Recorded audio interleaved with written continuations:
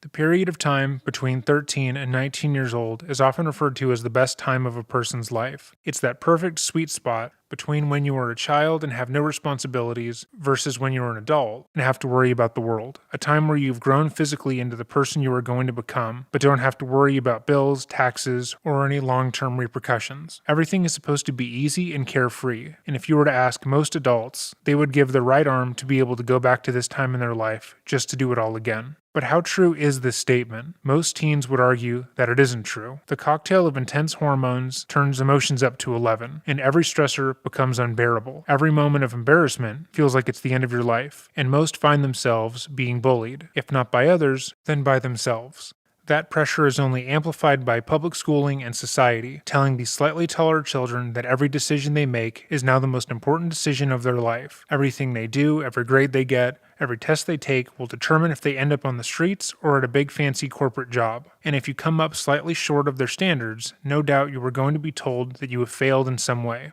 Ask any teen about the insane pressures they are under, and they will tell you the same. It really is only adults who feel like they squandered their youth and want to go back to a time before bills and other overarching responsibilities that would say being a teen should be the best time in their life. Now add a severe, undiagnosed, debilitating mental illness into the mix, and now we have a recipe for disaster. Welcome to today's episode of Dreading. We are going to be talking about the case of Kinkel, which is a case we were made aware of by one of our subscribers, Tanya Williams. We hope we do this case the justice it deserves, and if there are any other cases that you would like us to cover, please leave them in the comments below, as we are always searching for cases that deserve more reporting. We also want to thank you for the swell of support on this channel, as well as remind you that if you like this video or this kind of content, please hit the like button and subscribe. With all that stated, let us begin.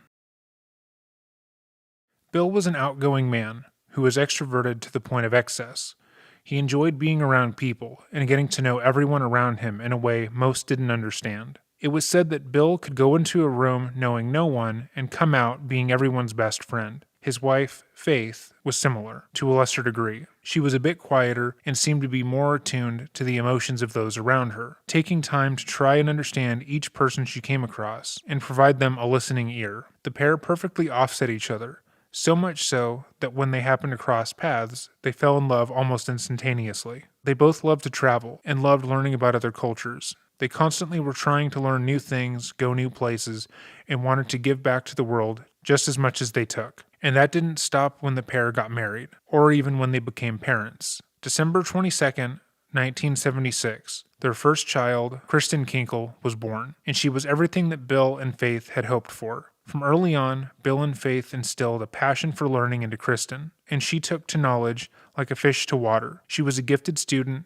able to learn without studying or really working that hard, and her parents showered her with adoration. She was able to understand and process concepts far beyond her years at an extremely young age, and both Faith and Bill were excessively proud of the things she would do. Bill and Faith were not the typical parents of their time. In fact, a lot of the parenting decisions they made were considered odd to the people around them, as they felt as if it was their job to guide their children respectfully through life, fully rejecting the social norm that encouraged strong discipline and corporal punishment. They wanted to encourage good behavior in their children by simply encouraging it, and rather than acting out of anger, they used disappointment as their discipline. When Kristen turned 5, her mother announced that she was pregnant, and on August 30th, 1982, Kipland Kinkel was born. Unlike Kristen, Kip's early life was a struggle. Things didn't come easily for Kip, and he had an increasingly hard time learning. Reading made no sense to him, and he would get frustrated when trying to write. His family didn't make things easier, as Kristen, being the older sister, would playfully tease him for his small mistakes, and his parents would outwardly state that they were concerned about how little he could pick up. They didn't understand how learning came so easily to one of their children and not to the other, but surmised that one day, something would just click for Kip, and he'd blossom into the student they wanted him to be. In 1986, when Kip was just 4, Faith and Bill made the decision to move to Spain for 1 year. They both had wanted to spend time in another country and take in another culture. And when the opportunity came for Bill to take a sabbatical, they jumped at the chance. The family moved to Seville, in the south of Spain, and enrolled Kristen and Kip into school. Kristen was supposed to be in 5th grade. However, she was placed in the 3rd grade class, as that was the only teacher in the school who could speak and understand English. Despite being placed in 2 grades below, Kristen did well, quickly picking up Spanish and making friends with almost everyone in her class. Once again, she flourished in this environment and was able to exceed her parents' expectations of her. Meanwhile, Kip was placed in a kindergarten class with a teacher who didn't speak English and couldn't understand him. For Kip, this was more than frustrating. He had spent so much time and energy learning the basics of English, learning to read and write from his parents, who couldn't understand why he was struggling when placed next to his sister. And he was plucked out of that environment and placed into a new one, where once again he knew nothing. He was frustrated, confused, and beyond stressed, trying his best just to figure out how to fit in. Going to class was overwhelming. The idea of learning and taking tests was infuriating, and worse still, every other member of the family seemed to be doing fine.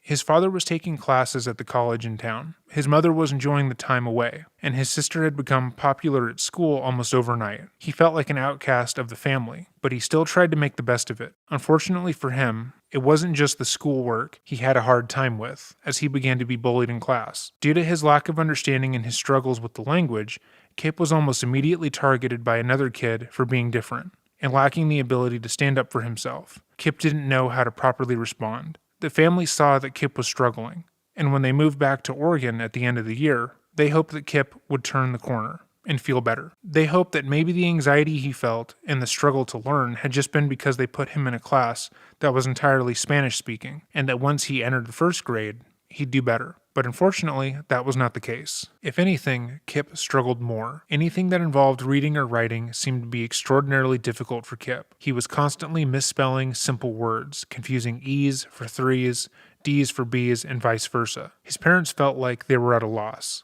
They would help him with his homework and watch him make simple mistakes over and over again, which frustrated him more than anything. He was embarrassed because he knew that his sister hadn't struggled as much, and he felt like he was disappointing his parents every time he would ask them for help. His parents, for what it's worth, never tried to vocalize their frustration around Kip, not wanting to make him feel bad, but still, Kip could feel his parents' own frustration, and that made it all the worse. In his effort to keep up with Kristen and impress his parents, Kip would spend hours each night studying, trying his best to get the grades that came so easily for his sister. But despite his best attempts, he would consistently fall short in most of his classes, with the exception of his science and math classes, in which he excelled. Because of his struggle, Kip was held back in the first grade, a decision made by both his parents and the school. This decision only further isolated him and made him feel as if something was deeply amiss with him. He watched as all of his friends moved on and went to second grade, and couldn't help but feel as if everyone around him was abandoning him. Kip had already struggled to make the few friends he had at school, and with them moving on without him, he felt like he had to start all over again. It was as if every time Kip felt like he had some stability, the rug was ripped out from under him. When Kip finally made it to second grade, his parents, wanting to figure out what was going on with their son, asked the school to test Kip to see if he needed to be in special education classes. Surprisingly enough, Kip scored above the 90th percentile on the intelligence test, meaning that he was incredibly gifted and intelligent, even though that seemed impossible to his parents. If anything, he was brilliant. He just lacked the ability to properly showcase his knowledge in an academic environment.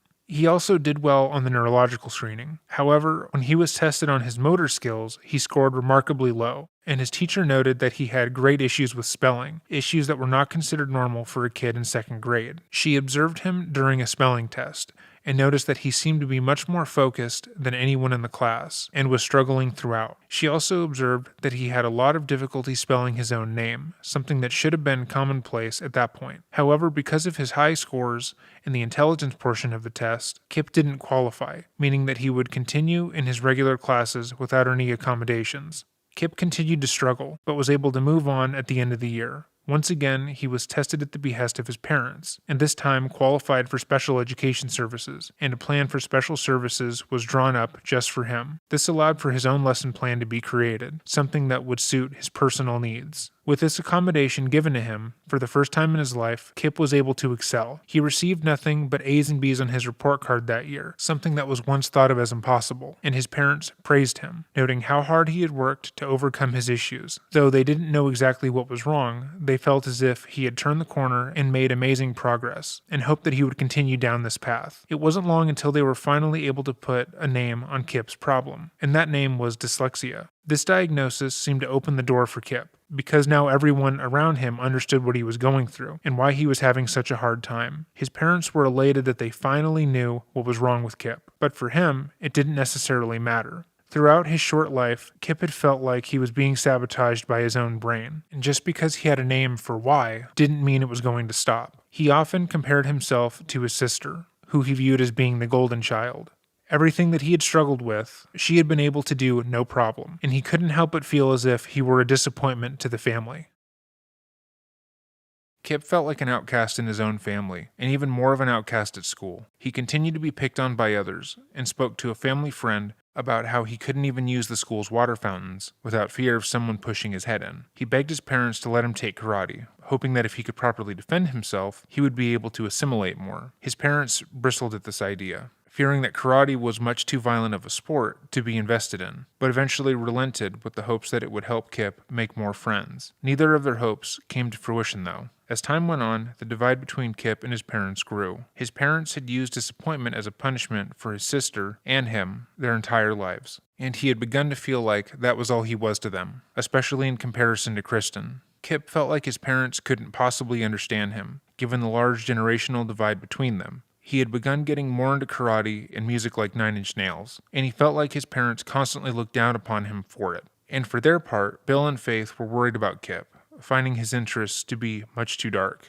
Kristen became kind of a translator for the family, going between her and her brother and her parents in order to help them communicate and sort through their issues. When her parents began to question what was wrong with Kip and feel as if he was going off the deep end, she would center them and remind them that he was a teenage boy who was just learning to express himself. Likewise, when Kip felt like he was alone in the family and that his parents secretly hated him, she would tell him that that wasn't the case. And even though they didn't quite know how to show it, his parents loved him just as much. However, being 6 years older than Kip, when he was in 7th grade, she left to go to a college that was out of state, and things only got harder for the family. Neither party had someone on the outside, mediating their conflicts, reminding the other to take time and be kind, and so the rift only grew. Kip began to express his frustration with his parents' lack of understanding with anger, feeling as if they resented him and wanted nothing more than for him to go away, which Bill and Faith responded to by again telling Kip that they were disappointed in him. The family was stuck in a cycle of misunderstanding and miscommunication, and it would only get worse. Around this time, Kip had made a couple of friends. Like Kip, his friends were considered loners and outcasts, and upon meeting them, Bill and Faith felt as if their son had fallen in with the wrong crowd. They felt as if he was going to be corrupted by these new influences, and when Kip began to listen to bands like Nine Inch Nails, they felt validated in that thought. But for the first time, Kip felt as if he had people around him who didn't judge him, who understood where he was coming from,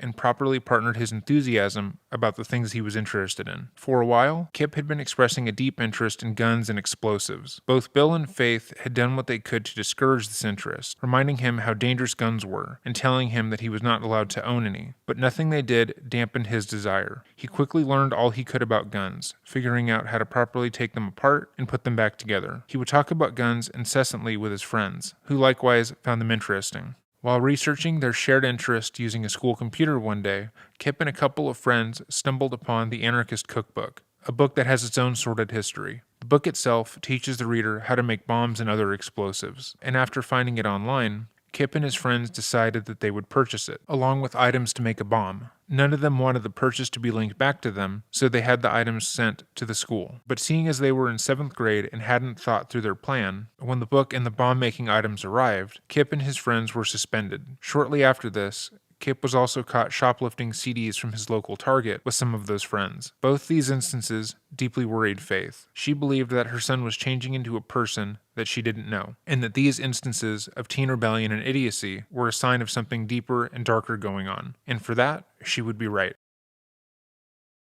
During this time, Kip had begun to hear voices in his head.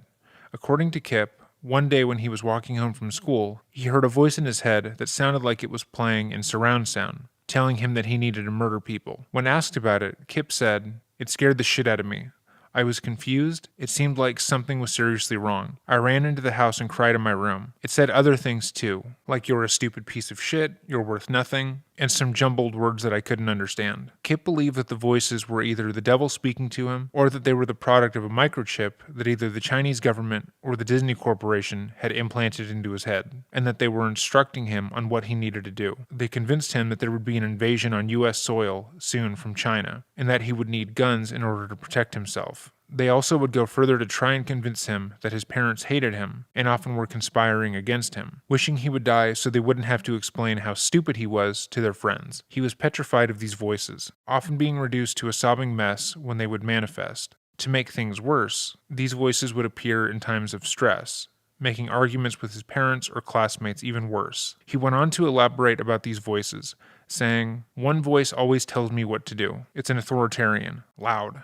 The doctor gave that voice the title A. The B voice tells me I'm a piece of shit, a put-down kind of voice. There was also a third voice, and this one served to amplify things being said by others, repeating statements until he couldn't think of anything else." Kip knew that there was something deeply wrong with him when he began to hear these voices. However, he was terrified to talk to anyone about them. His life had been filled with people rejecting him for things he couldn't control. He had felt rejected by his parents, as if he was a burden on them. He felt rejected by the school system, being unable to process things in a way the school deemed acceptable. And he felt rejected by his classmates, constantly being bullied, and only now finding a group of people who accepted him. He knew above everything else that if his parents knew he was hearing voices, or if anyone at school found out, he would be labeled as mentally ill, and they would reject him even further. With that in mind, he decided that he was going to do what he could to hide the voices from everyone around him, paranoid of what it would mean for his life if anyone were to find out. It's important to note that at this point onward in Kip's life, he would be living with undiagnosed paranoid schizophrenia. Every time his parents would discipline him from this point onwards, he would be hearing their words along with a cacophony of voices in his head, telling him to kill himself and them, and that they hate him and want him gone. Every time they would state they were disappointed in him,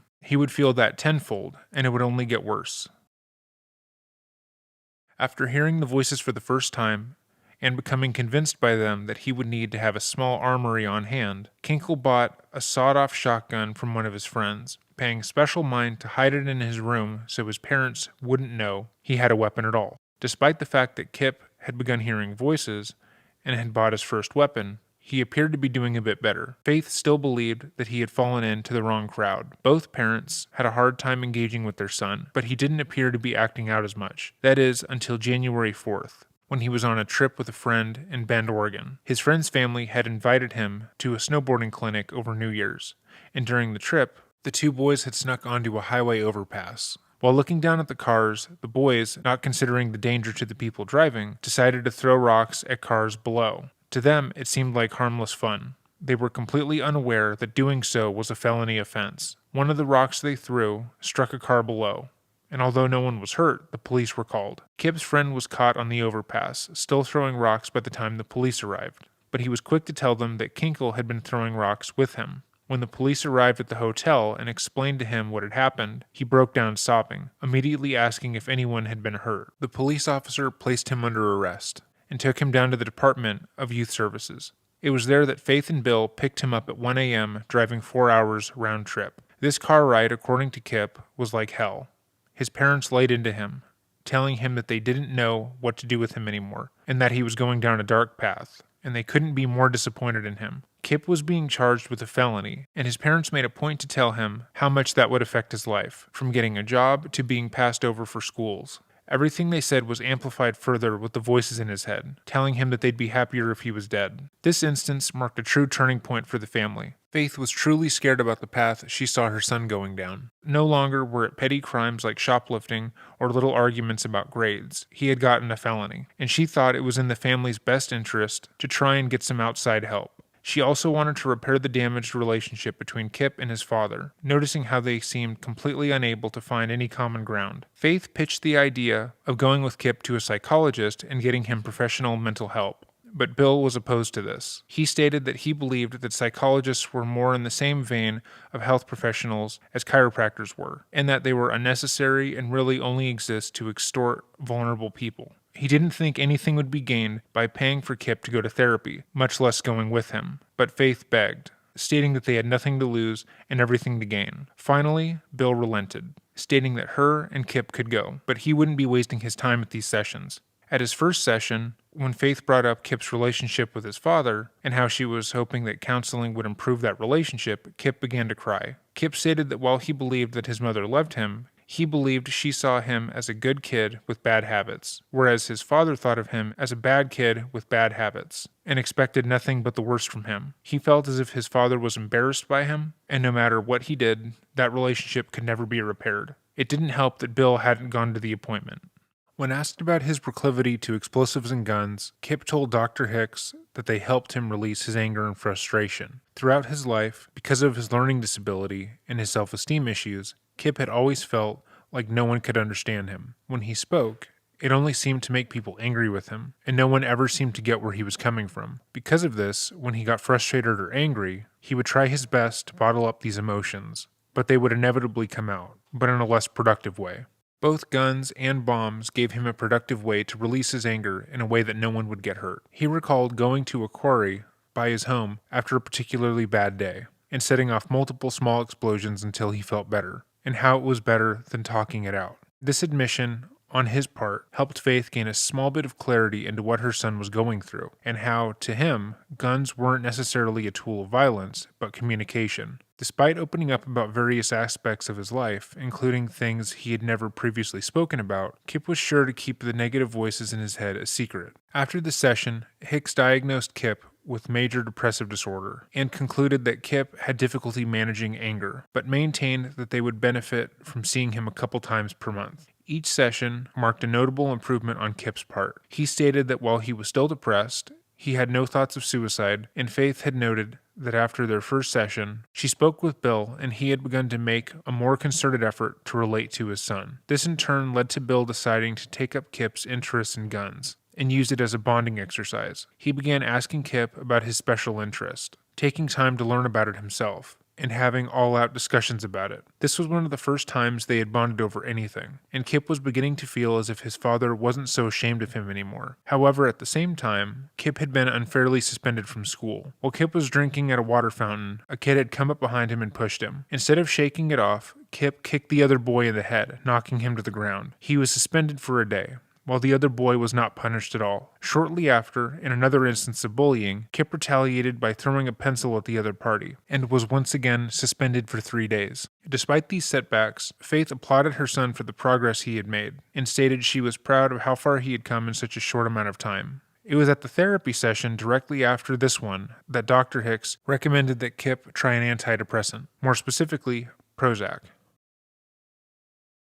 Before we go any further, we want to emphasize that we do not condemn or negate the benefit of using any antidepressant or any medical treatment for depression. We bring it up here in order to give full context as to what happened in this case specifically. Nothing more, nothing less. Everything we state here is based on third-party research and expert testimony that was given about this case by licensed professionals. The 90s saw a big swell in new drugs coming onto the market for everything from allergies, erectile dysfunction, to antidepressants. Pharmaceutical companies would send out their own representatives to go to different medical practices and encourage the doctors there to prescribe their company's drugs. They would offer them benefits, expensive items, 5-star dinners, even financial kickbacks if they pushed their drugs on more of their patients. And it was because of this that drugs like Prozac, which were largely untested on minors, were prescribed to them. At the time, the full effects of the drug were unknown, especially on teens. However, after seeing the amazing amount of progress that Kip had made off of therapy alone, Hicks recommended the new drug. Almost immediately, Faith, Bill, and Kip noticed a difference. 12 days later, at their next session, Kip himself reported that he was sleeping better, having fewer outbursts, and appeared to be less depressed. Because of this immense progress and continued want to bond with him, Bill bought Kip a 9mm Glock. Bill stated that it was to stay in his own possession until Kip turned 21, and that he would have to pay him back for the gun. However, if he wanted to use it, they would go shooting together. Everything seemed to be getting better. After only 6 months of counseling, the family was closer than ever. Bill and Kip were spending time together, Faith had rebuilt her relationship with her son, and Kip finally felt in control of his emotions. Counseling had helped him communicate with his mother without fear of anger or judgment, and he had been finally able to get through to his parents in a healthy and productive way. Unfortunately, this improvement led to Bill and Faith deciding that further therapy was no longer necessary, and that all of Kip's problems were just a thing of the past. They thought they had cured it. Along with them deciding to no longer take Kip to therapy, they made the decision that after Kip's supply of Prozac would run out, they would not be refilling it, believing once again he was cured. Prozac, as an SSRI, increases levels of serotonin in the brain, which results in an elevated mood. However, because of the effects that SSRIs have on the brain, deciding to simply not take them anymore and cutting them off out completely tends to lead to radical withdrawal symptoms that can last anywhere between 3 weeks to a year. These symptoms include, but are not limited to, irritability, nausea, dizziness, nightmares, headache, depression, suicidal ideation, mania, paresthesias, and hypersensitivity to sound. We now know that weaning one off of Prozac or any SSRI is a long-term process that should be handled with care. However, Bill and Faith had no way of knowing the effects that decision would have on their son. After their final session in July of 1997, Kip started his first and only year of high school, where he was asked to join the football team, began dating his first ever girlfriend, and seemed to be improving. As a reward for his excellent behavior, Bill bought Kip a .22 semi-automatic rifle, with the understanding that he would only be able to use it with adult supervision. This would be the third gun that Kip would own, the two his father had bought for him, and the sawed-off shotgun he had purchased from a friend. But as the semester came to a close, it seemed that the family had begun to notice that Kip was acting strangely again. He hadn't done anything too off-putting, however, but while talking to a man at the airport, Bill spoke about how he was worried about Kip and described him as troubled. He talked about his proclivity towards explosives and guns, and despite getting treatment, he had begun to be more secretive over the past couple months. His behavior seemed to be going back to the way it had been prior to therapy, and all of the tools and understanding that they had been working on seemed to fly out the door. Once again, Kip was pushing his parents out, and they had no idea as to why. Any attempts to get closer to him seemed to backfire, and they were left in the dark, hoping that one day he'd open the door and go back to how he was. But Kip was growing through the throes of adolescence. Also while battling an intense SSRI withdrawal. He was barely sleeping, hardly eating, and to make matters worse, his first girlfriend had broken up with him. Once again, Kip had been rejected, but this pain was far worse than what he had felt before. The following is an entry from Kip's journal during this time. I sit here all alone. I am always alone. I don't know who I am. I want to be something I can never be. I try so hard every day, but in the end, I hate myself for what I've become. Every single person I know means nothing to me. I hate every person on this earth. I wish they could all just go away. You all make me sick. I wish I was dead. The only reason I stay alive is because of hope. Even though I am repulsive, and few people know who I am, I still feel things might, maybe, just get a little bit better. I don't understand any fucking person on this earth. Some of you are so weak, mainly, that a 4-year-old could push you down. I am strong, but my head just doesn't work right. I know I should be happy with what I have, but I hate living. Every time I talk to her, I have a small amount of hope, but then she will tear me right down. It feels like my heart is breaking. But is that possible? I am so consumed with hate all the time. Could I ever love anyone? I have feelings, but do I have a heart that's not black and full of animosity? I know everyone thinks this way sometimes, but I am so full of rage I feel that I could snap at any moment. I think about it every day, blowing the school up, or just taking the easy way out, and walk into a pep assembly with guns. In either case, people that are breathing will stop breathing. That is how I repay all of you motherfuckers for all you put me through. I feel like everyone is against me, but no one ever makes fun of me, mainly because they think I'm a psycho. There is one kid above all others that I want to kill. I want nothing more than to put a hole in his head. The one reason I don't hope that tomorrow will be better. As soon as my hope is gone, people die.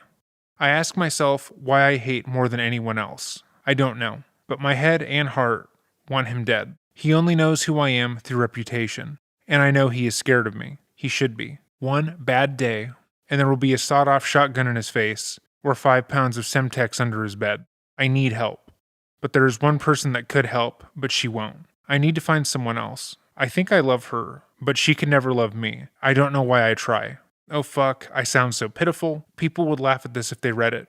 I hate being laughed at, but they won't laugh after they're scraping parts of their parents, sisters, brothers, and friends from the wall of my hate. Please, someone, help me. All I want is something small. Nothing big, I just want to be happy. End. New day. Today, of all days, I ask her to help me. I was shot down. I feel like my heart has been ripped open and ripped apart. Right now, I'm drunk, so I don't know what the hell is happening to me. It is clear that no one will help me. Oh God, I am so close to killing people, so close.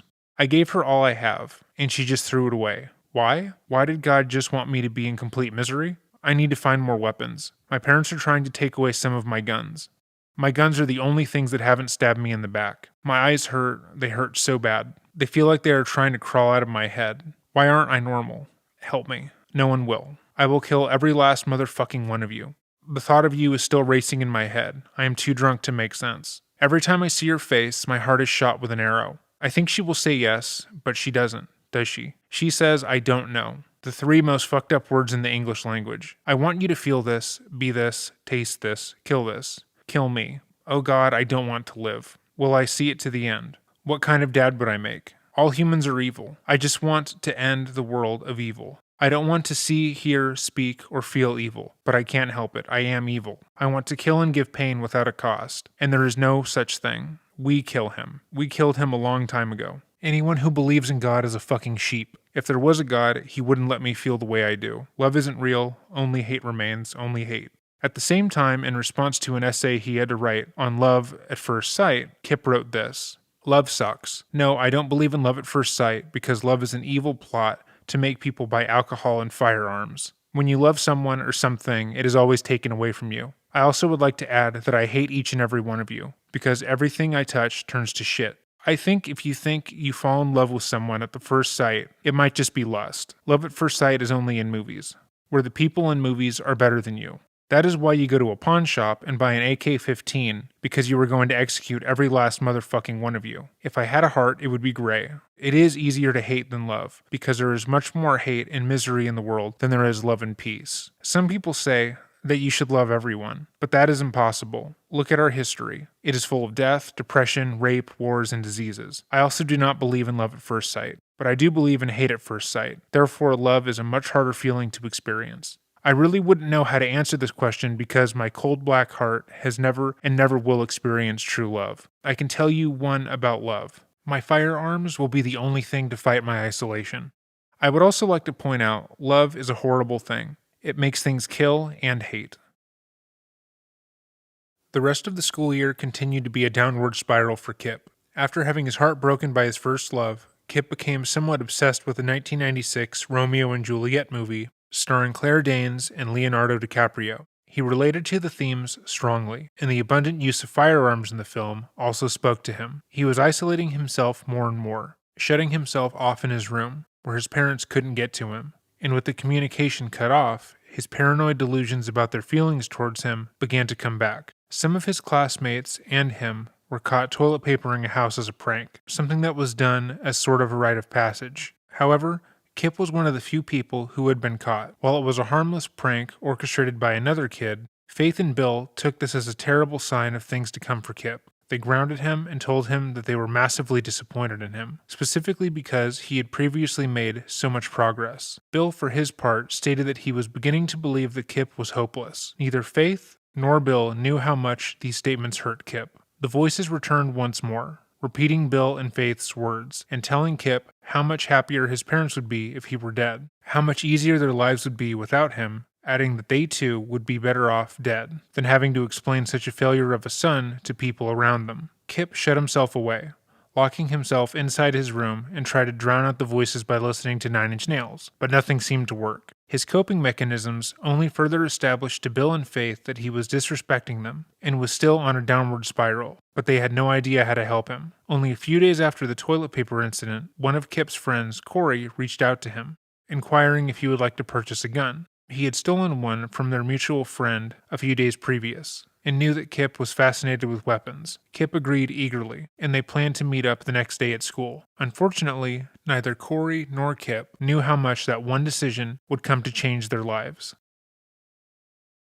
May 20th, 1998. Kip went into school and met up with Corey, giving him $110 for the .32 caliber Beretta semi-automatic pistol. He immediately placed it in his locker, in a brown paper bag for safekeeping. At the same time as the exchange, the man whose gun it was called the school to report the gun missing, thinking that one of his friends probably stole it. He also provided the school with a list of a dozen kids who he thought could have been involved, of which Kip was not present. An officer just so happened to be on school grounds that day, and started an investigation, going through the list thoroughly and checking the lockers of each person listed. After everyone on the list had been properly checked and cleared, Kip's name had come up a couple times, so the officer went and pulled him out of class. He explained the gun had been stolen and he was looking for it. Kip lied to the officer, stating he had no idea about any gun being brought onto campus. But after being told that they were going to search his locker, Kip came clean, admitting that he had the gun, and he just bought it off of Corey. Immediately,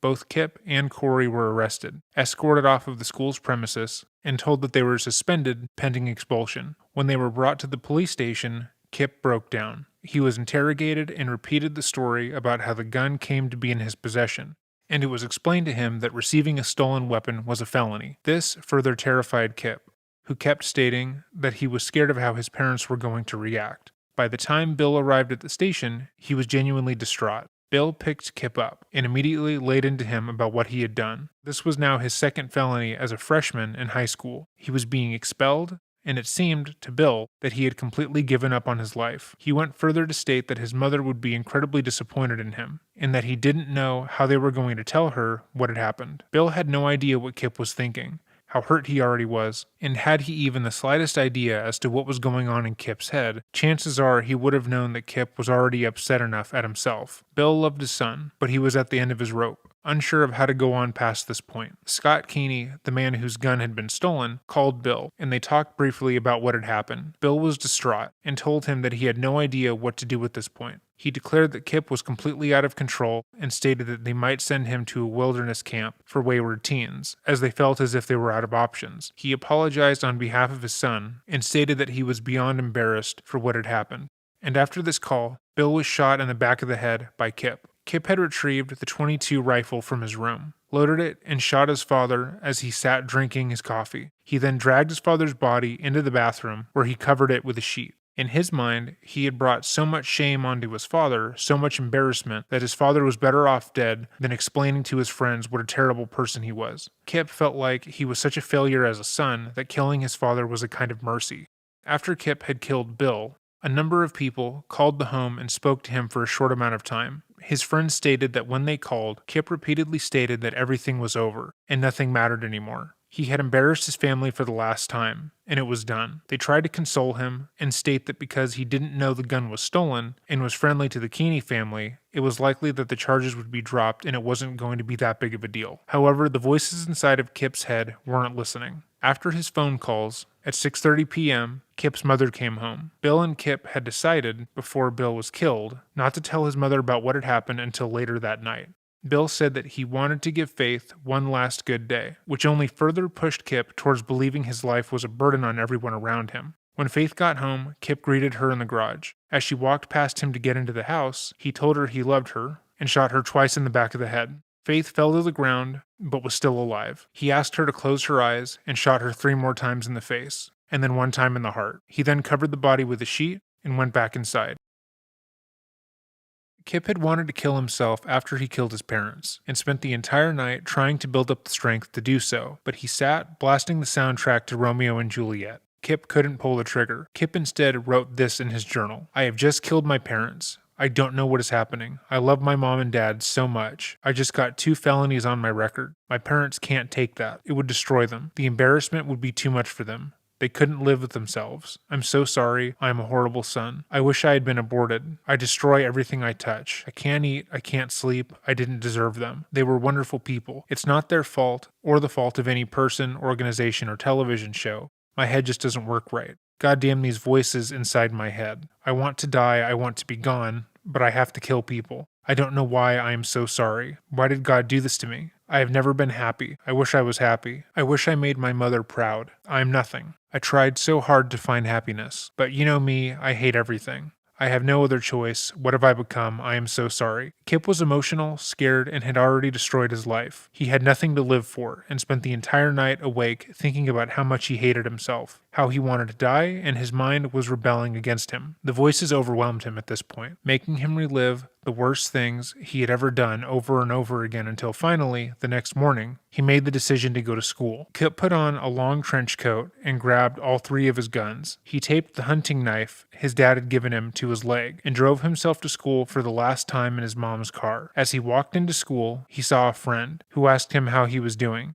Kip told him to go home, that something bad was about to happen, and he walked away towards the cafeteria, where most of the student body gathered before first period. As he walked through the hallway, he shot Ben Walker and Ryan Atbury. He then entered the cafeteria, climbed onto a table, and opened fire on the rest of the school. He wounded a further 25 students, including Mikhail Nicolason, who would die of his wounds. After emptying his 50-round clip, Kip began to reload. One of the people who he had wounded, Jacob Riker, tackled him to the ground. Other students saw this and piled on, trying to keep Kinkel down. However, he was able to get to his other Glock and fired one shot, further injuring Riker. As he was being held down, he began to scream, "Just kill me," over and over, hoping that the students would pile on him and he'd die.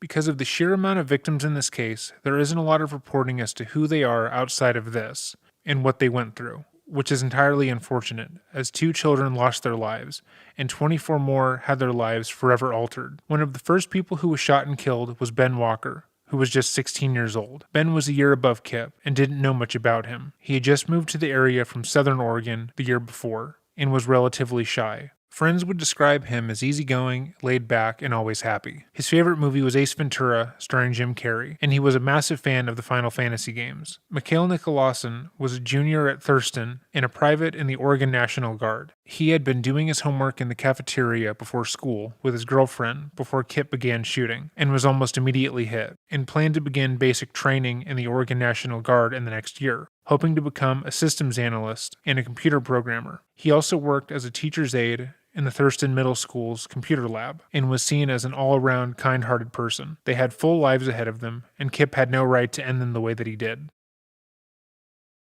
After Kip was pinned down by the students, the cops arrived and arrested him, bringing him to the station for processing. However, the city had never dealt with this kind of crime. School shootings like this weren't commonplace, and they had no idea of how to handle what had just gone on. Because of that, when Kip was placed into an interrogation room in the police station, he wasn't properly patted down beforehand, and still had his hunting knife taped to his leg. Kip had made his intentions known when he had been tackled by his classmates. He wanted to die, he wanted to be murdered, and he'd do anything to let someone kill him. And since they had failed to do so, he figured that the police would kill him if he attacked them. While waiting for the police to return to the room, Kip managed to get out of his handcuffs and pulled the knife from his leg. The moment the interviewing officer re-entered the room, Kip lunged at him, screaming, "Kill me, shoot me." The officer backed out quickly, shutting the door on Kip, and began talking with another officer that was present. Despite his insistence on being murdered, they instead chose to dose the room in pepper spray and disarm him. Kip realized fairly quickly that they weren't going to kill him, and in a split second, began to slit his own wrists. But before he could do very much damage, he was disarmed and blinded by the pepper spray, now having to face what he had done in the sterile interrogation room. The following is the audio from the interrogation. Today's date is Thursday, May 21st, 1998. The time is at 9:51 a.m. This will be a taped conversation with the last name of Kinkel, K-I-N-K-E-L, first of Kiplin, K-I-P-L-A-N-T, middle of Philip, P-H-I-L-I-P, date of birth 8/30 of 82.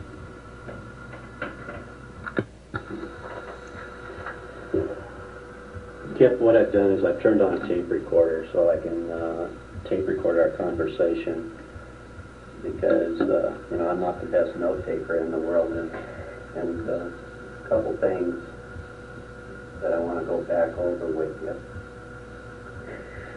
And earlier I advised you you're right. Is that not correct? Okay, can you speak up just a little bit more? Okay. And, we talked briefly, and yesterday you were involved in an incident where you purchased a gun at school from Corey Ewert, and your dad came here to the Springfield Police Department and took you home after that is done. Is that correct? Yes. Okay. Let's go back to the earlier case with the gun that you bought from Corey. Why did you buy that gun?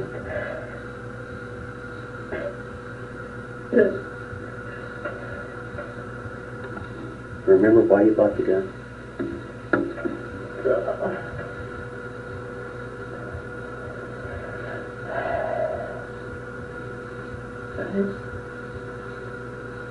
I don't know. Did you buy it with the intention of hurting somebody? No.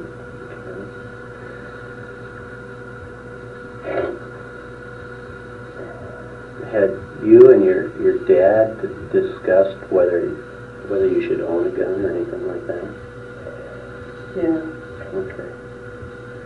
And what? And he said what? Well,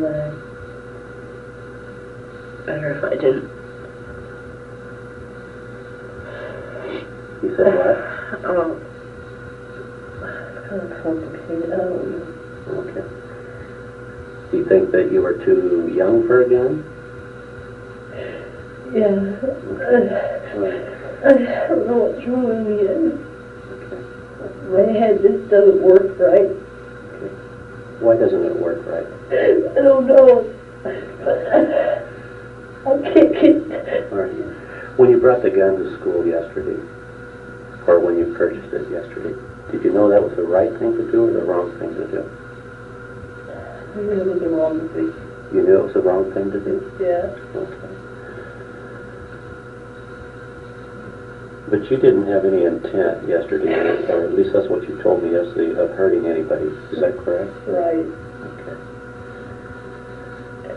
So, when you got home with your dad, is Dad angry with you? Yes. Okay. And you left here just around noon, I believe. So, did you go straight home? We stopped at Burger King. You stopped at Burger King? That's the one out there at 58 and Main. That's Mohawk Burger. You went to the Mohawk Burger King? Okay. So, do you know what time it was when you got home? 1 o'clock, 1:30. Okay. Tell me what happens when you get home. I had no other choice. I couldn't. You were feeling really guilty. Yeah. Okay. So, your dad has guns, right? Because And where does he keep his guns?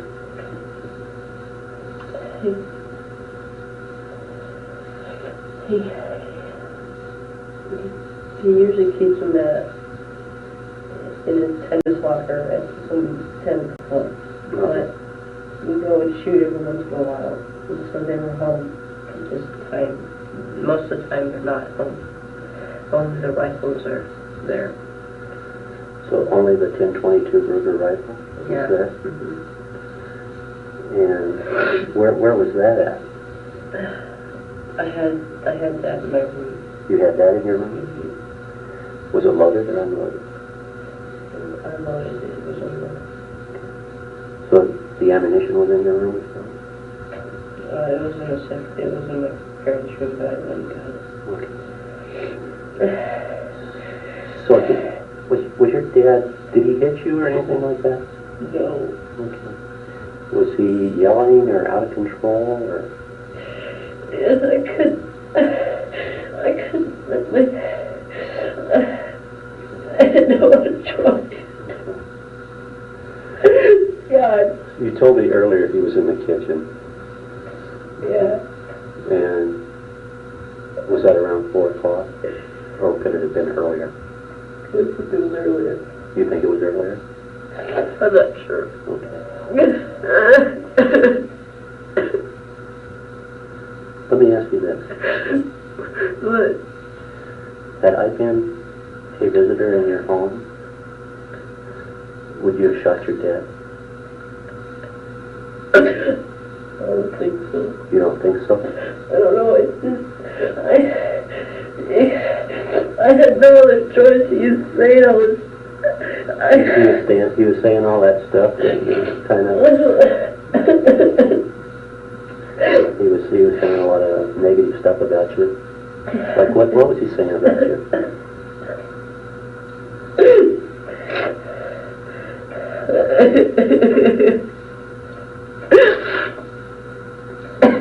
Okay. He's mad at you because you got caught in school with a gun, right? Right. Okay. And he's all his friends and everything knew my Okay. So he was feeling ashamed and embarrassed because you did something wrong. Is that right? Okay. I didn't want to. I love my dad, that's why. You love him, so that's why you had to kill him? Okay. So what's he doing in the kitchen when you come in? He was drinking something, I don't know. Okay. Was his back to you? Yes.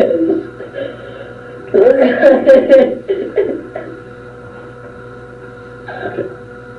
Earlier you told me you walked up behind him and shot him in the head. Is that right? Basically, yeah. Basically? Yeah. Okay. Did you stand away from him when you shot Yeah. him? How far were you from him when you shot him? 10 feet. 10 feet? And how many times did you shoot him? One. And where did that bullet hit him? Right above the ear. Right behind the ear? Yeah, but yeah. Okay. Oh my God. It's all right. So, your dad falls to the kitchen floor. He just laid on the counter. He laid on the counter. Then what did you do? I didn't know what to do, so I dragged him into the bathroom and I put a white sheet over him. Okay. Oh my God! My parents were good people. I just so fucked up in the head. I don't know why. I wish I was dead.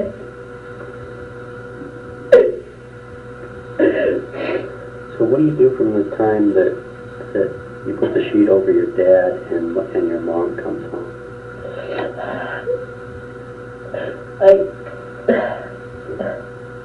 A few people called.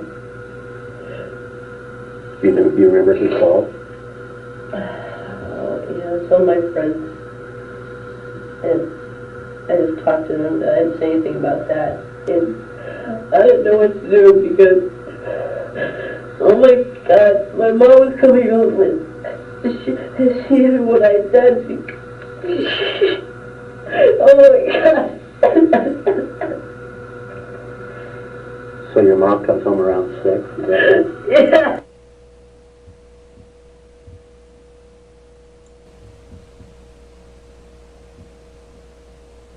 And I just talked to them. I didn't say anything about that. And I didn't know what to do because, oh my God, my mom was coming home and she knew what I had done. Oh my God. So your mom comes home around 6, is that right? Yeah. Okay. No, I've never been to your house. And earlier you talked about a basement. Is that a garage that's underneath the house, or? Yeah. Okay. So your mom drives in her car, right? Yeah. And what is she driving? Explorer. Explorer? Yeah. And she parks. And where are you at? I was waiting for her Okay. Outside or inside? inside. Okay. She pulled into the garage? Yes. Okay. Oh my God. Do you have one of these automatic garage doors where she closes the door after she pulls in? Yeah. Was the door up or down? Down. Okay. I just want to die. I know. Oh God. So, you told me that your mom gets out of the Explorer and starts up the stairs from the garage or basement, is that right? Yes. You say anything to her? Yes, I told her I loved her. And you God damn, these voices are coming out of my head. all right, all right. Yep. Yep. Settle down. It's all right. It's all right. Just settle down, okay? All right, just settle down.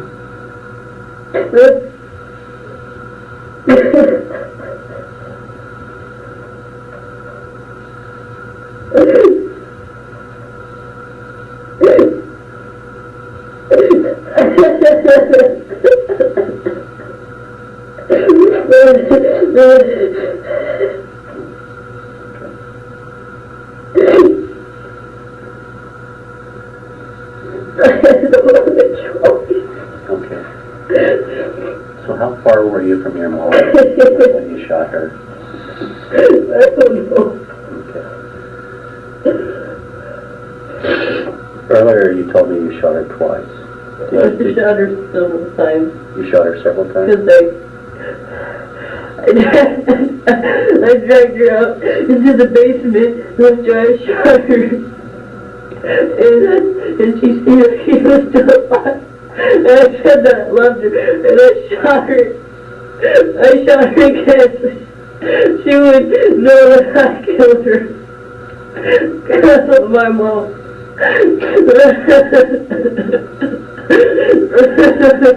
Okay.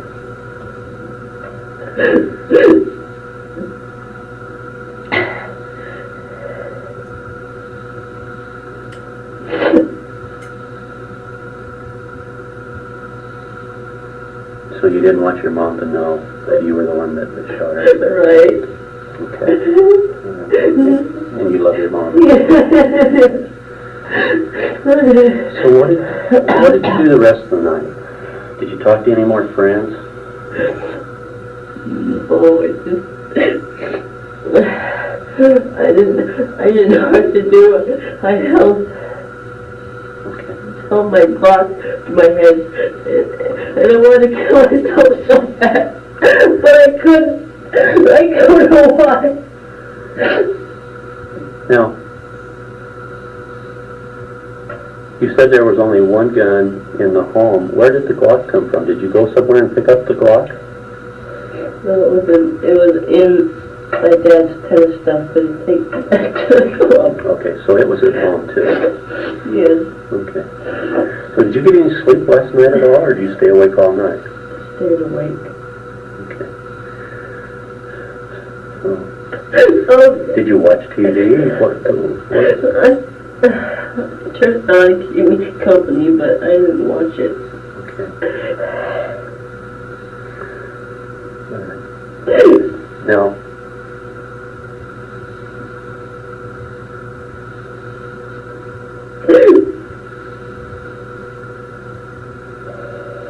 you shot your mom to save her the embarrassment and that sort of stuff, right? Yes. Okay. Was that the right thing or the wrong thing to do? I couldn't do anything else. Okay. Now this morning,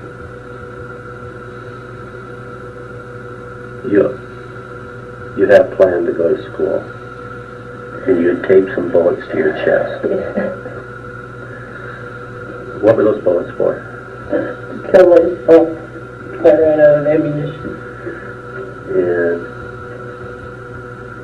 you told me earlier you took two knives, the Ruger 1022 that was sawed off, a Ruger 22 caliber pistol, and the Glock 19, which is a 9mm, is that correct? Yes. And you took those to school. Okay.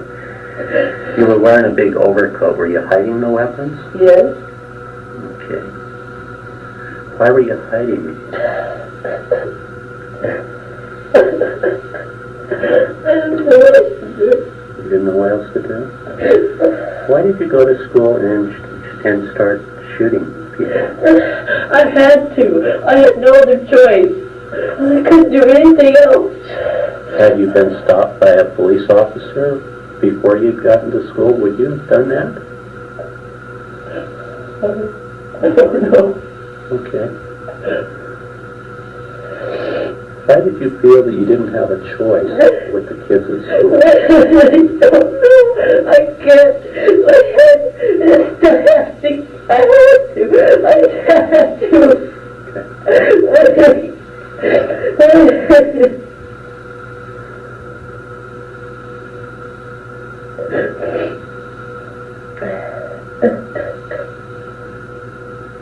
Was there any kids that were in that group of people that you were seeing that you singled out as any one target? No.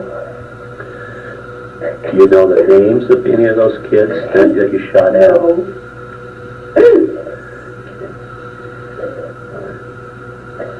When we got here to the police department, you had a knife that the officers had missed strapped to your leg, right? Right. And you'd slipped your cuffs around to the front. And when I opened the door, you held that knife out and you charged me with that knife. Yes. Why did you do that? I want you to shoot me. I just want to die. Okay.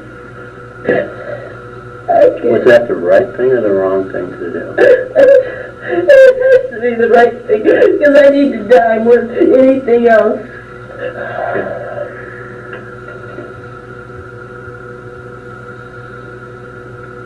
As you were growing up, through elementary school and middle school, were you ever taken to a counselor?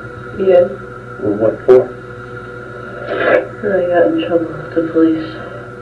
You got in trouble with the police? Is this about that book about making explosives or something? Well, it was just a lot of things my mom took me to. Okay. Just like that. Let me ask you this. When you went to the counselor, did they prescribe any sort of medication or anything for you? Prozac. Prozac? Are you taking Prozac today? No. Okay. When's the last time you took Prozac? The ball. The fall of this year? Yeah. Did they diagnose you as attention deficit or hyper disorder or anything like that? I don't think so. You don't think so? Okay. Did your dad ever physically abuse you? No. Okay. Did anybody ever physically abuse you? No. Okay.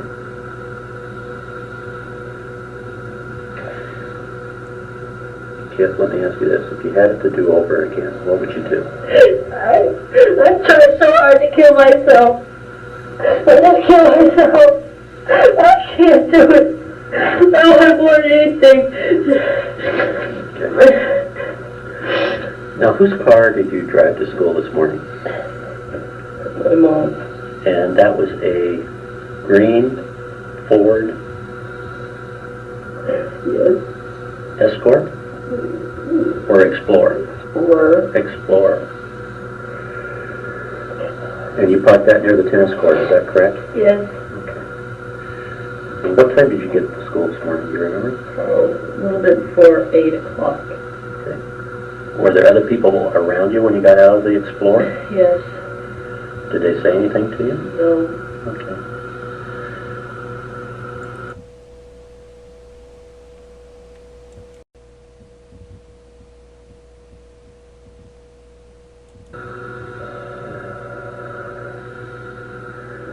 You got some marks on your wrist. What are these from? Like from the handcuffs? Yes. Okay. Does your wrist feel okay right now? Yes. Okay.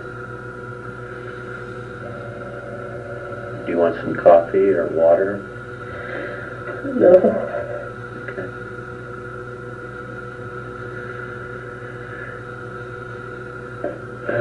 I asked you this before, but after shooting your parents and being there all night, did you go out and did you hurt anybody else?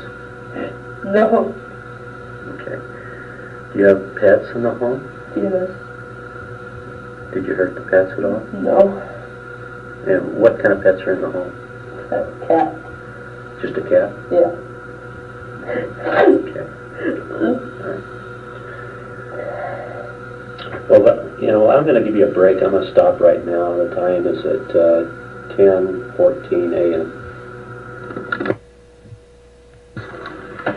Kip, I'm going to turn the tape recorder back on. The time is at 10:24 a.m.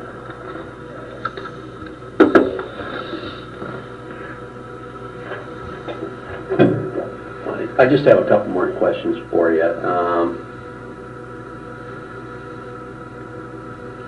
And you may or may not have the answer for me, but I want you to do the best you can, okay? You're shaking your head, yes. Okay. The tape recorder doesn't pick up, body movements, that sort of stuff. So. Okay, that's fine. Can I get you to scoot up just a little closer to the tape recorder? Because I know this is not easy for you to talk about. It's not easy for me to ask you these questions, But I'm trying to figure out why, okay? Why this happened. So I can kind of put it in perspective for everybody, okay? Okay. Why did you move your dad's body into the bathroom?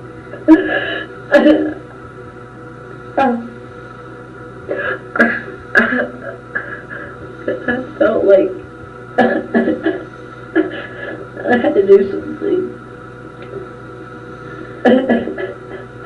Did you move him so that Mom wouldn't walk in and see him? I moved him because I was supposed to be on his back and I don't know.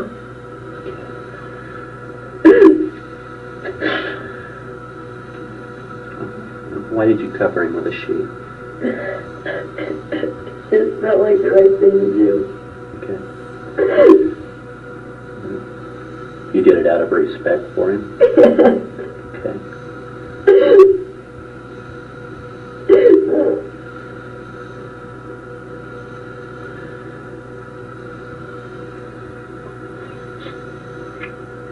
When did you decide in your mind that you had to kill your mom? Before you shot your dad or Afterwards. afterwards? My dad could say how my mom was just, how embarrassed she was going to be and how horrible I was. And I couldn't let my mom feel like that. I couldn't do anything else. There's no other way.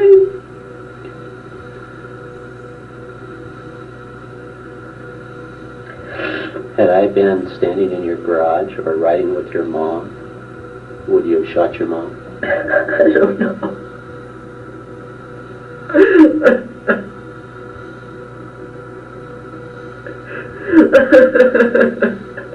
Okay.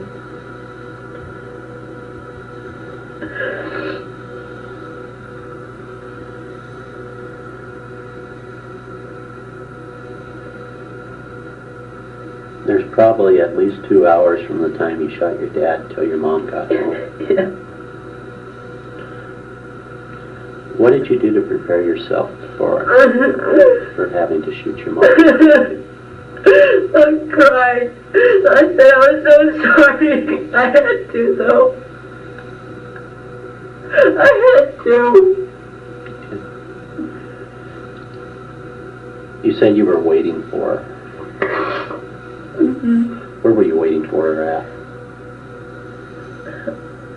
In the living room so I could see when the car came up. And when she pulled in the garage and the garage door came down and she got out of the garage, got out of her car.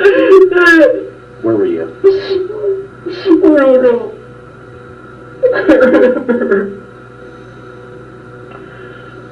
Were you hiding somewhere in the garage so that she had to walk past you? So I came down and helped her with the bags. Bring them up.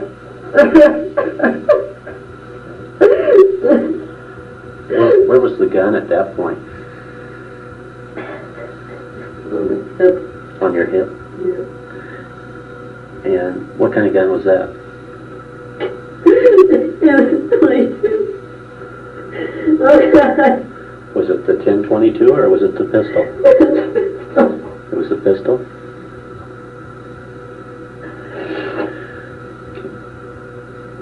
Who are these friends that called? Do you have names on those friends?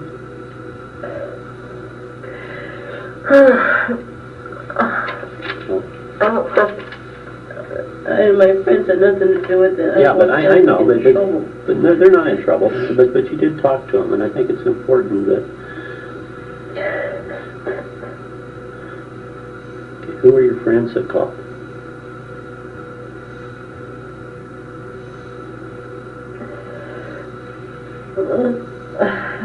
Talked to Tony. Tony go to school with you? Yeah. What's Tony's last name? McCowan. McCowan? Yeah.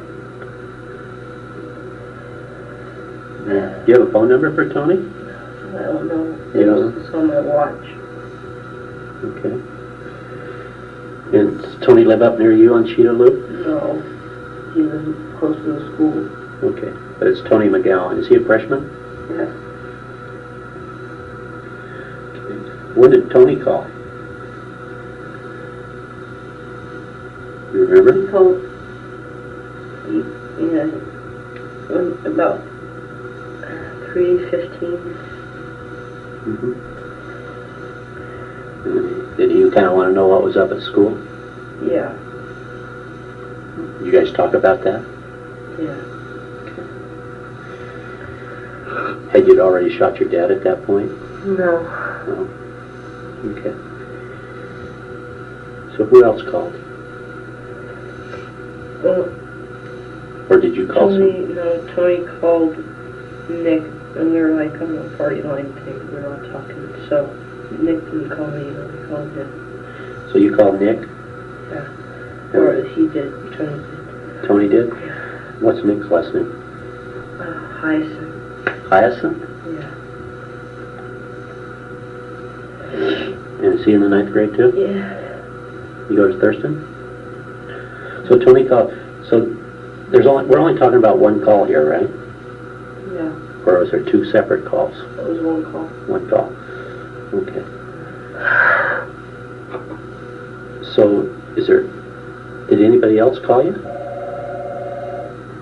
I don't think so. Okay, did you call anybody? No. Okay. Did you call anybody after you shot your dad? No. When you were home alone last night, did you call anybody? No. Okay. Did anybody call the house? No. Did anybody call the house this morning? No. Okay.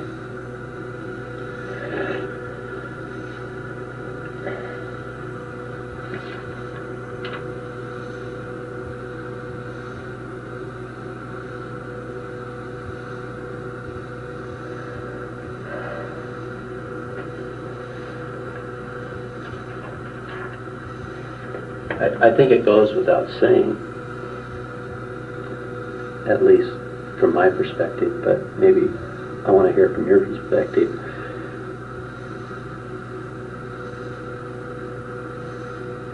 Did you know it was wrong to shoot your dad, your mom, and the kids at school? I had no other choice. It was the only thing I could do.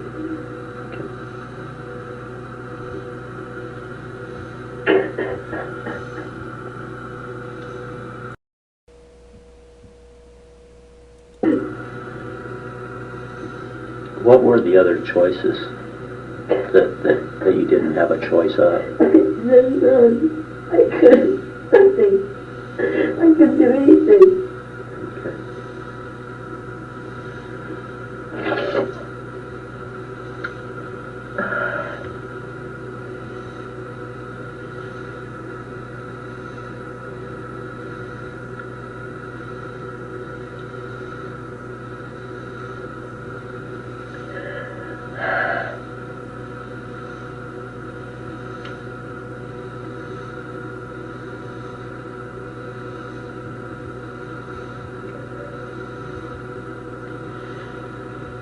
If your dad hadn't talked to you the way that he did, would that have changed the outcome? I don't know.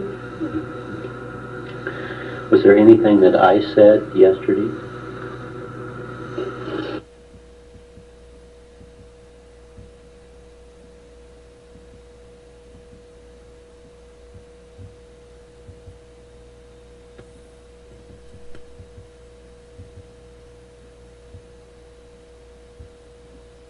The time now is at 10:34 a.m.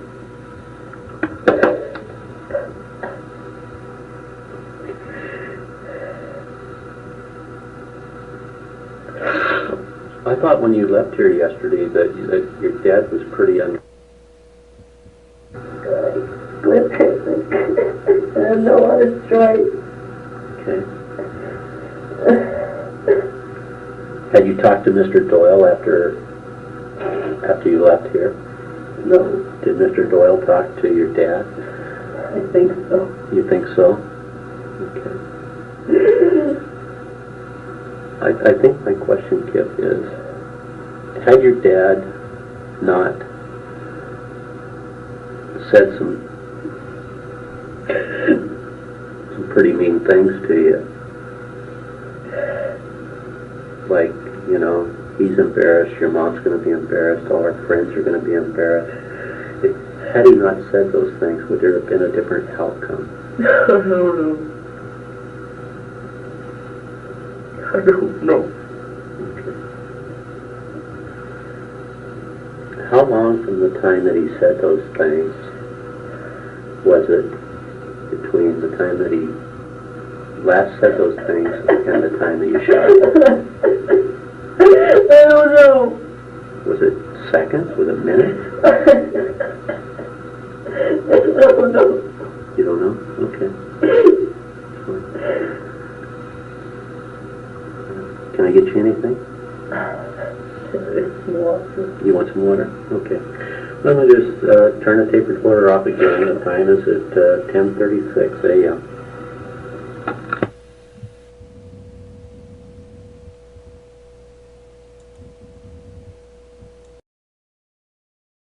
After Kip had confessed to the killings and recounted the horrific shooting, they decided that they would take Kip back to Thurston High mere hours later and have him recount what he had done. As you will see in just a moment, Kip was completely withdrawn and unable to hold his head up to speak the majority of the time. His body language, posture, and overall demeanor is not one of happiness or pride at what he did, but intense shame. 1998, the time is at 1:51 p.m. and next to me is Kinkel, K-I-N-K-E-L, and this is basically going to be a walkthrough on a video of an incident that occurred at Thurston High School at 333 North 58th Street, Springfield, Lane County, Oregon. Kip, you understand that we're going to be videotaped, and the videotape's going to be turned on and off at various points. We've got so much ground to cover. Do you understand that? Okay. When you arrived here at school this morning, you arrived here, you told me a little before 8, is that correct? Okay, where did you park?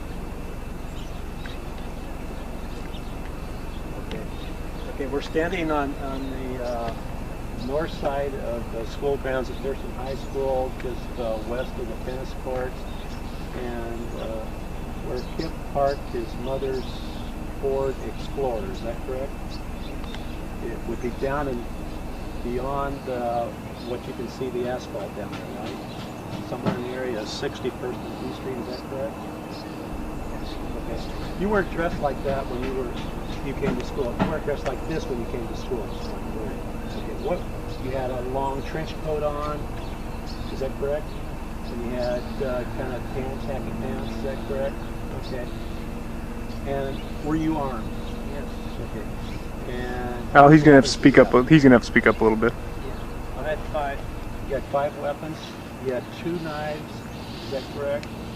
And you had 3 firearms. Is that correct? And one of those firearms was a Glock 19 semi-automatic pistol. Is that correct? And the other was a 22 semi-auto Ruger 22 caliber pistol. Is that correct? And the third one was a 10-22 Ruger semi-automatic rifle. Is that correct? Were these weapons loaded? And you had all the weapons on you when you walked from down there to right here? And where were they at? Do you have them concealed or were you carrying them? They're concealed. Okay. All right. So you walked this drive or this path up to the north entrance of the school. Is that correct? Why don't we go ahead and walk towards that entrance? The tape's been turned back on. The time now is at 1:55 p.m. I want you to just turn around and look back across the parking lot to that kind of orange gate over there. That's the gate that you came through, right? And tell me how you came through the parking lot there. Just walk. Did you kind of hide between cars or anything like that? Were there any cars here?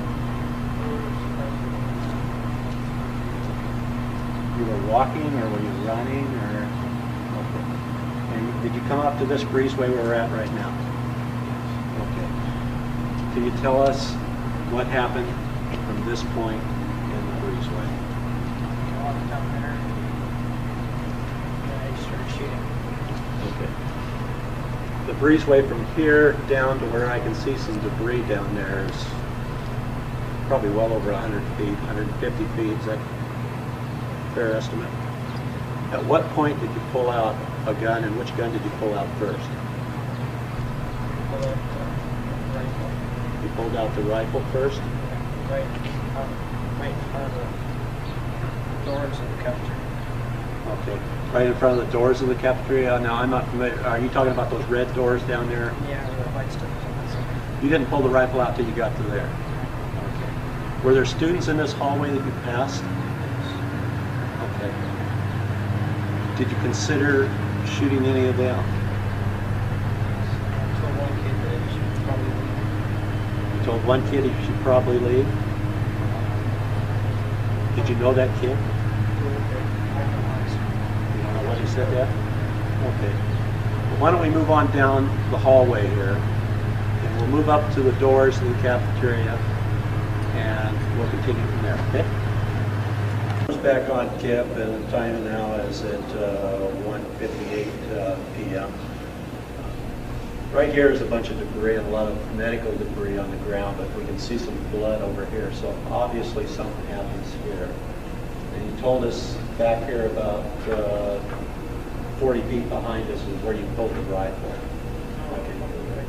You pulled the rifle here? You see in front of the cafeteria door, that where those two was first. Okay, down there, you pulled the rifle down there? Yeah. Okay, so did you shoot back this way to hit a student here? Okay.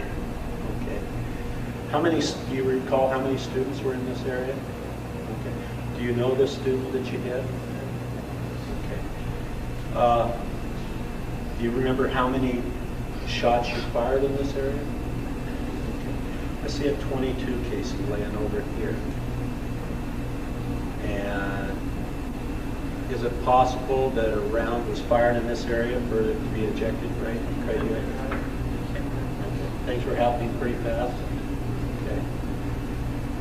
All right. Male or female? Do you remember if the student was male or female here? You know. By the hat. Let me ask you this: was the student's face visible, or was it a blur to you? You don't remember. All right. All right. Let's move down. Which way did you go from here? To the cafeteria, down there where those people are standing? Okay. All right. Back on, it's now 2:02 p.m. We're standing just inside the northeast doors of the Thurston High School cafeteria. Just prior to coming in, and it's too dark to see, in the hallway outside, there was another spot just a few feet north of the door here with kind of a bloody towel and stuff there. Do you remember a student getting shot there? As we're in the cafeteria here, I see a number of 22 cases. Are you still shooting the 10-22 rifle at this point? Okay. We're just inside the door. Do you start shooting from this point? Okay. So you start shooting the minute you come in the door. And where are most of the students?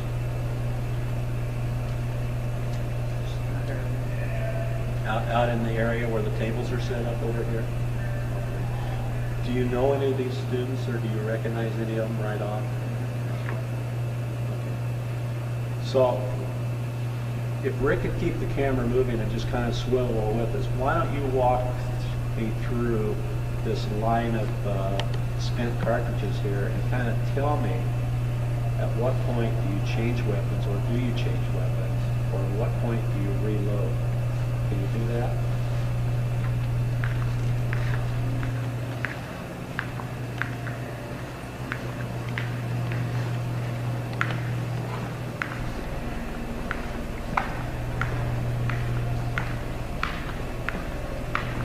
Right here.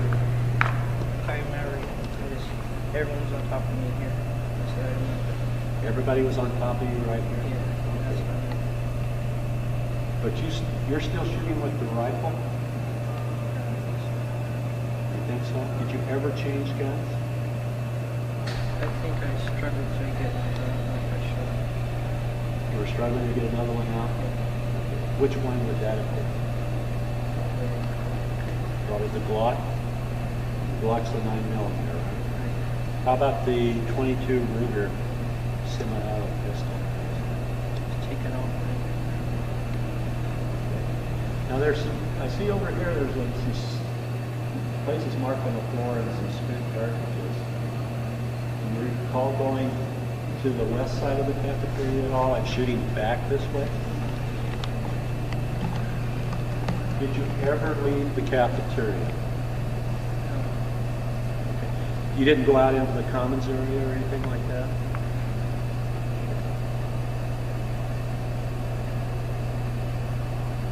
Do you remember seeing people beyond the people that you were shooting at? No? Yes. You did? Did you recognize any of those people? This stuff here. Is this stuff that you brought? Yes. Is that your backpack? Yes. And is that your bag? Yes. How many rounds do those banana clips hold? They hold 25? 25 apiece? How many of those did you have? Two of those and have 150 round. 2 of those and 150 round clip? You recall which clip was in the rifles? The 50 round clip. So you started with 50 rounds. Okay.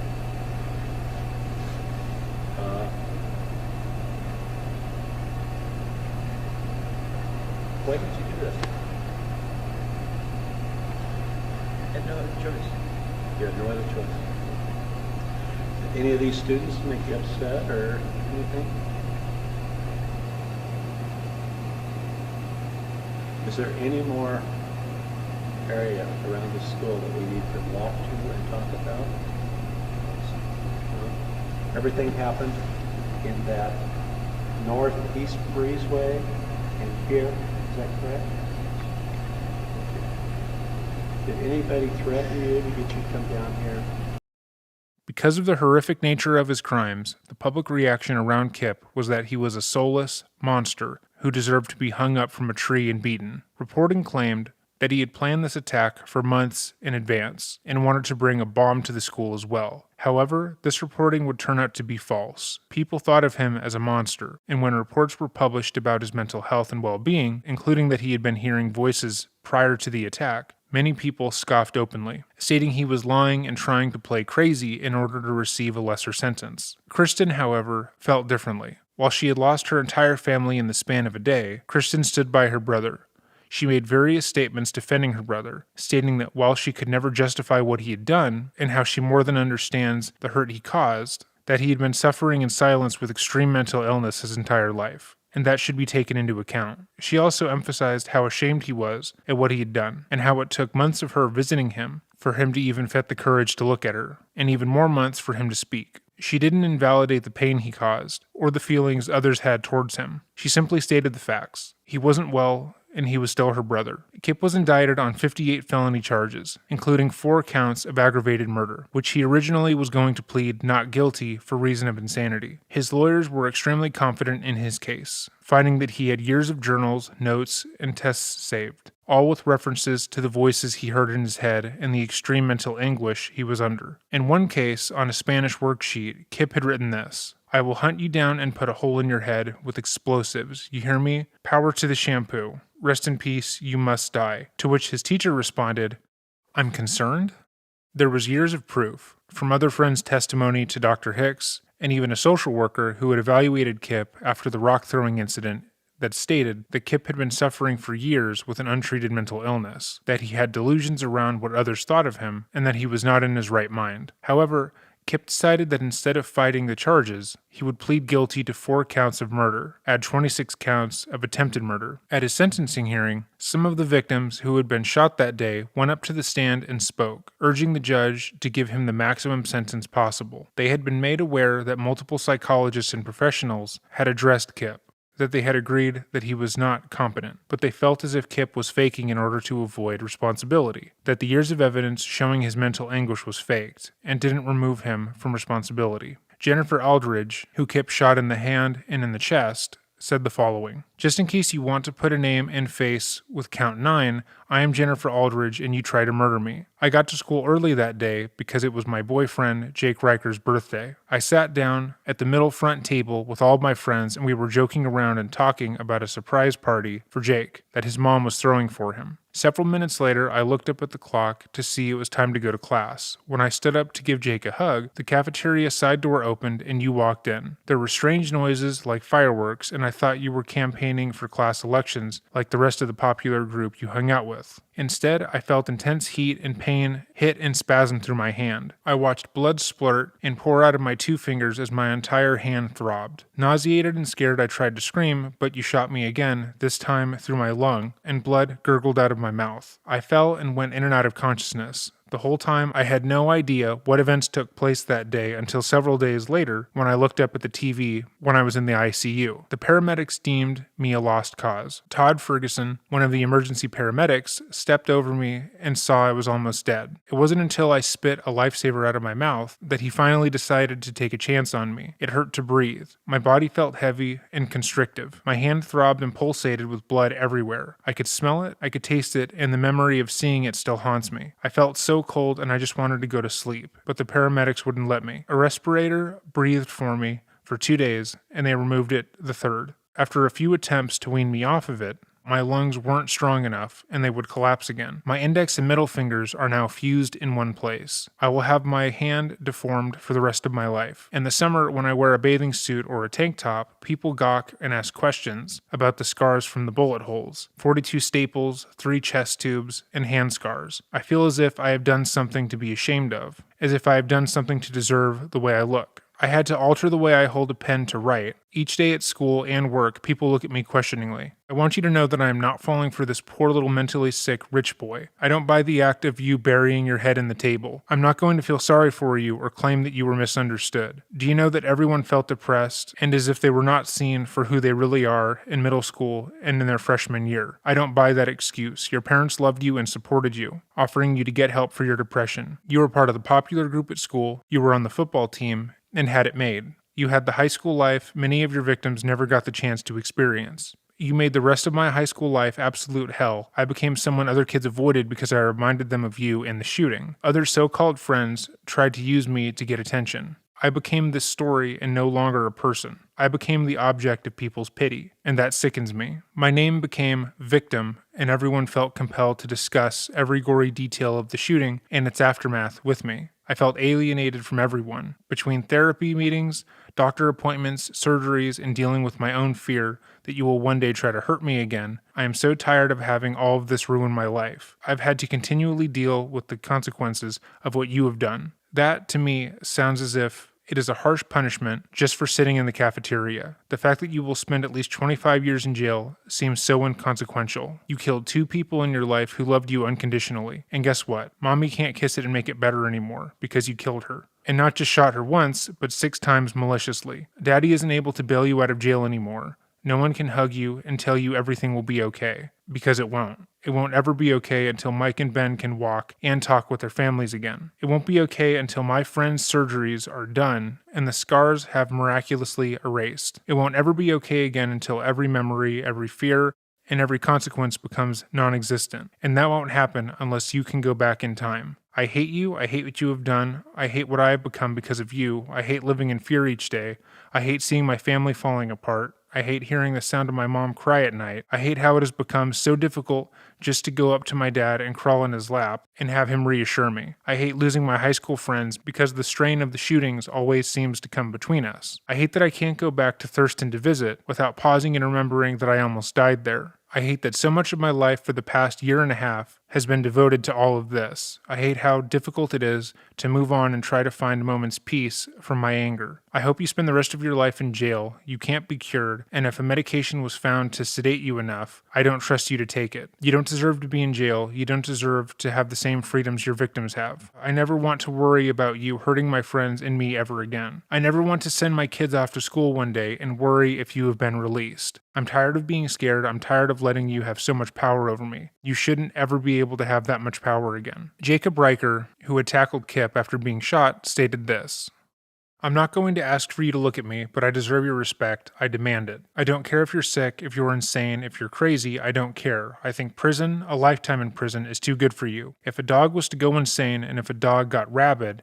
and it bit someone, you destroy it. So I stand here and I ask, why haven't you been destroyed? I question myself for not getting the chance. I question myself for getting to watch my friend die in front of me, having to see him die because I tripped, because I wasn't fast enough to stop you. I wonder why. Why it was that I get out of the hospital when I was trying to recover and I received hate mail. Why it was that internet sites were set up and fan sites for you. Why is it that people are writing and telling me how much they loved you and loved what you did? And why is it that I had to be the enemy? Why is it that when people look at me, they think I'm weird? They oust me. I don't understand. I don't pretend to understand. I don't think you should go to prison. I think the victims should get to do to you what you did to them. I think that you should have to suffer in the hospital like they did. I think you should have to lie in bed with tubes in you. I think you should have to lie there with no painkillers while they cut open your chest, cut open your lung, and stick a tube in there so they can drain the blood out so you can breathe. I want you to lay there and look at your hand and think if you can keep some of it. I want you to think about the people that have been trying to walk again. You don't deserve to live. You don't deserve to breathe. If I had it my way, 15 minutes, 3 months of discipline, my senior drill instructor told me that I was the most disciplined recruit that he has ever seen. But I can't stand here and look at you without wanting to kill you. Kip, for his part, agreed with the people he had hurt. He never tried to justify or make excuses for what he had done. And instead, he went on to say this at his own sentencing hearing.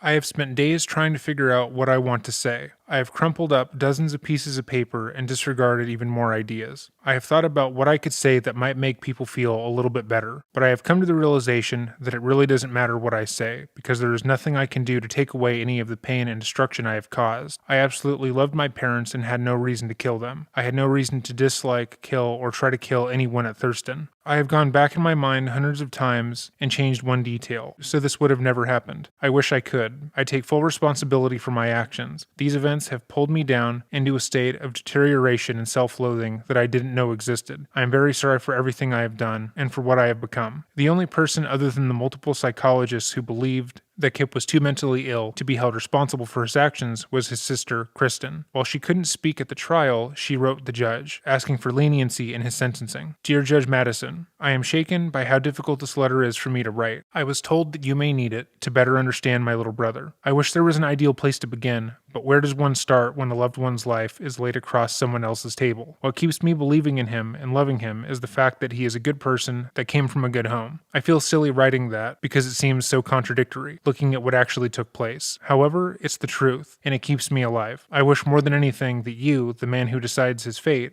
could know him like I do. So the little bit of Kip Kinkel that I know is where I'll begin. Growing up with him was very average. I was the typical big sister, and he seemed like every other little brother I had ever had any contact with. Only with hindsight do I truly see signs of someone who was in desperate need of help. Different help than any of us know how to give. Kip was a very compassionate person, like my mother. The norm for him was to put others first.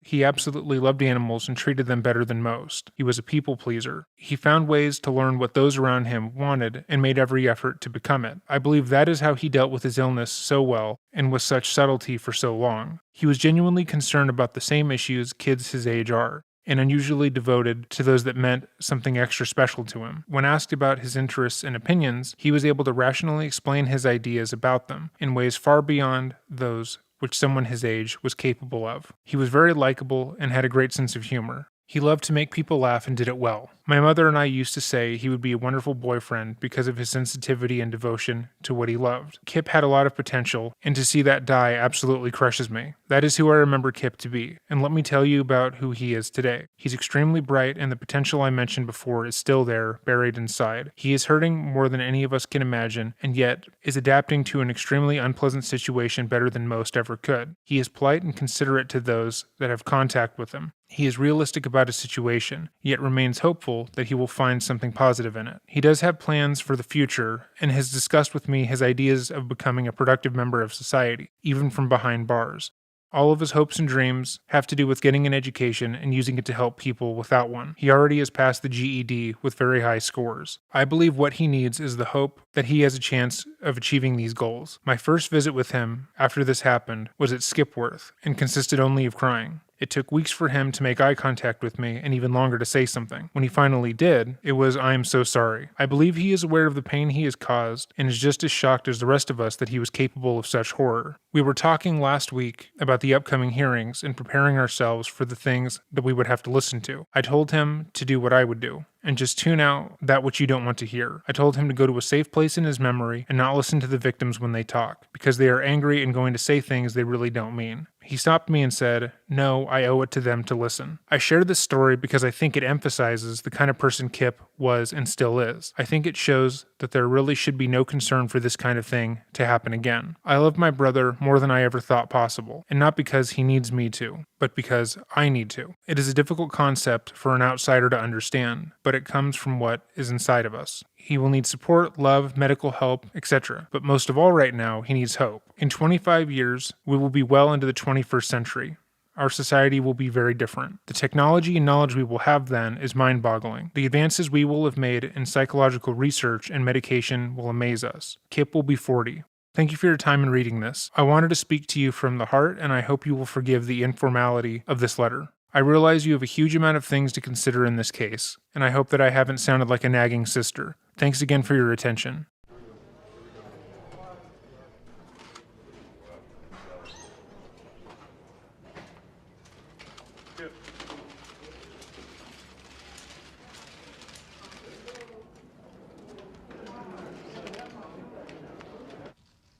While this prosecution was successful in doing what needed to be done, namely forever protecting society from Mr. Kinkel, in addition to helping our victims feel safe for their lifetimes, there are no winners in this incident.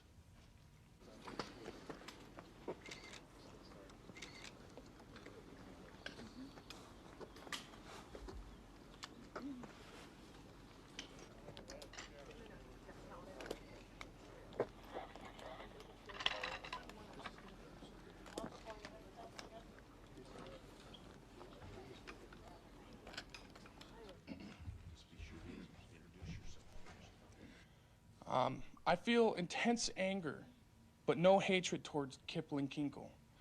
I don't know the guy. I never will. I'm angry to see all the hate that runs through other people, all the pain. I feel that I got off quite light. I don't have the emotional fear that a lot of people do. I don't fear loud sounds. I don't have nightmares.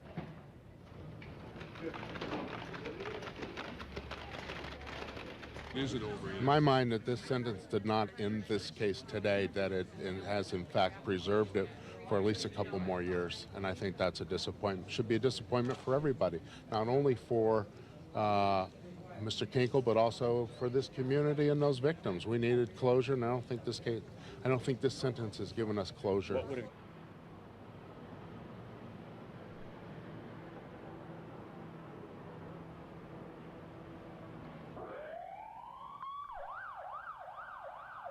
After hearing from the victims, Kristen, and Kip himself, the judge sentenced Kip to 111 years in prison without the possibility of parole. And that is where things mostly stayed. That is, until 2021. In 2021, for the first time since being incarcerated, Kip was interviewed by the Huffington Post. He made it a point to reject every interview request and every opportunity that came his way to talk about what he had done, because he thought it could result in his victims being traumatized. After Kip had been sentenced and sent to prison, he was given access to mental health professionals that he wasn't afforded to previously. After he was diagnosed with paranoid schizophrenia, major depression disorder, and PTSD, the professionals around him were able to come up with a treatment plan that suited him, effectively lifting the intense fog that had been in his brain since he could remember. No longer did he have the voices attacking him or the fear of the Chinese invasion. For the first time in his life, he was free. Despite his mental illness being taken care of and treated, he was always aware of why he went to prison. Kip felt and still feels a tremendous amount of guilt around what he had done, to the point to where when he would take part in any prison activity or group, he would decline to take any photos, scared that if they were leaked to the press, it would hurt the victims. He was more than okay with how he was presented in the news and to the public, because he had been the cause of so much harm in their lives. During his time behind bars, Kinkel got his GED, a college degree, has become a certified yoga instructor, and has advocated for criminal justice reform, specifically as it applies to giving minors life sentences. He, however, doesn't advocate for his own behalf, as he has stated that he believes that he deserves the sentence that he was given. Instead, he has argued on behalf of others who are in the same position that he was in, having made a life-altering decision that landed them in prison before they could so much as rent a car. In the interview with the Huffington Post, Kip explained his position eloquently, stating, "I've never done this, I've never done an interview, partly because I feel tremendous shame and guilt for what I did. And there's an element of society that glorifies violence, and I hate the violence that I'm guilty of. I've never wanted to do anything that's going to bring more attention. I have responsibility for the harm that I caused when I was 15, but I also have responsibility for the harm that I am causing now as I'm 38 because of what I did at 15. The interview goes over the campaigning and advocacy that Kip did as it amounts to a bill that was passed in Oregon that would make it so that minors couldn't be charged with life sentences. Kip organized meetings with lawmakers, senators, and various other people in order to speak on behalf of others, the entire time stating that while he will probably never be let out of prison, others deserve the chance. Thank you, Tanya Williams, for recommending this case. If you have a case that you would like us to look into, please leave it in the comments down below. With that, we hope you have a great day, and remember, stay safe.